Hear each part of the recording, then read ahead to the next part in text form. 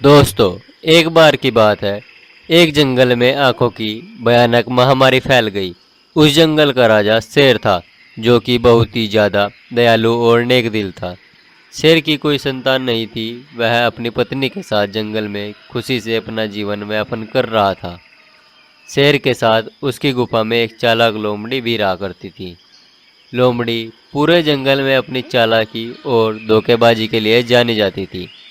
वह जंगल के राजा शेर का नाम लेकर सभी जंगली जानवरों को डराती थी और सभी पर अपना हुक्म चलाती थी। एक दिन लोमड़ी एक हाथी से बोली। अरे सुनो, महाराज का हुक्म है, तुम जाओ और मेरे लिए जंगल से मीठे मीठे फल तोड़ कर लाओ। मुझे भूख लगी है। अगर तुम नहीं लाई तो याद रखना, महाराज को कहकर शाम का डिनर मैं तुम्ही को बनवा दूंगी। बेचारा हाथी बहुत ही ज़्यादा हताश और निराश होकर चुपचाप जंगल में लोमड़ी के लिए खाना लेने चला गया। आखिर उसको भी तो अपनी जान की परवाह थी। एक दिन जंगल में आई फ्लू की एक बहुत ही खतरनाक बीमारी फैल गई। इसके बारे में लोमड़ी को खबर लगी। तभी लोमड़ी ने अपने मन में एक योजना बनाई। वह अपने मन में सोचने लगी। अरे यार, क्यों नहीं इस बीमारी से मेरा एक तो फायदा होगा। अगर मैं अपनी चालाकी से यह आई फ्लू की महामारी राजा शेर और उसकी पत्नी को लगवा दूं तो जंगल का राजा शेर और शेरनी दोनों अंधे हो जाएंगे और मुझे उनको मारने में बड़ी ही आसानी हो जाएगी। हे। लोमड़ी अपने मन में यह प्लान को लेकर जंगल में उन जानवरों की तलाश में निकल जाती है जिसको आई फ्लू की बीमारी हो चुकी है। दूर चलने के बाद लोमड़ी को एक पेड़ के नीचे एक रंगीन भालू और एक घोड़ा दिखाई देता है। लोमड़ी अपनी चालाकी दिखाते हुए उनके पास जाती है और उनको बोलती है। अरे क्या हुआ तुमको भाइयों, तुम ऐसे इस पेड़ के नीचे क्यों बैठे हो?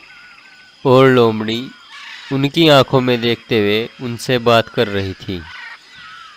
अच्छा, तो तुम दोनों कल एक काम करना, कल तुम दोनों महाराज के पास उनकी गुफा में आना और अपनी आंखें दिखाकर जो तुम्हारे साथ हुआ पूरी बात बताना। शायद वो तुम्हारी कुछ भी मदद कर सके। इतना कहकर लोमड़ी अपने मन में खुश होते हुए गुफा की ओर चल देती है। थोड़ी देर बाद लोमड़ी की आंखें लाल और उनसे पानी बहने लगता है। लोमड़ी अब दुखी होते हुए गुफा की ओर जा रही थी। कुछ दूर चलने के बाद लोमड़ी को उसकी आंखों से कुछ नहीं दिखाई दे रहा था। वह एक पेड़ के नीचे रुकती है। वह बहुत दुखी होकर अपने आप से बातें करने लगती है। हे भगवान, ये मैंने क्या कर दिया? मेरा बनाया जाल मुझे पर भारी पड़ गया। मैं तो महाराज और उसकी पत्नी को इस जाल में फंसाकर मारना चाहती थी और अब खुद इस जाल में फंस गई हूँ। यूं लोमड़ी जब अपने आप से बातें कर रही थी तो पीछे से जंगल का राजा शेर और उसकी पत्नी सब सुन लेते हैं। तभी से लोमड़ी को बोला। अरे ओ चालाक लोमड़ी, मुझे तो तेरी सूरत पर पहले से ही शक था। अब मैं जान चुका हूँ कि तू कभी भी किसी की वफादार नहीं हो सकती। तूने वो कहावत तो सुनी होगी, जो दूसरों के लिए गड्ढा खोदता है वह उसी में खुद ही गिरता है। अब जान प्यारी है तुझे तो तू हमेशा के लिए मेरे जंगल से चली जा। अगर कहीं भी मेरे जंगल में नजर आई तो वो दिन तेरी जिंदगी का आखिरी दिन होगा, समझी?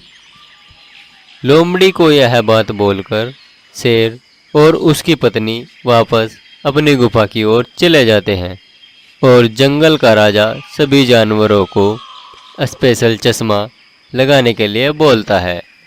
जंगल के राजा की सूझबूझ की वजह से पूरा जंगल इस महामारी से बच जाता है।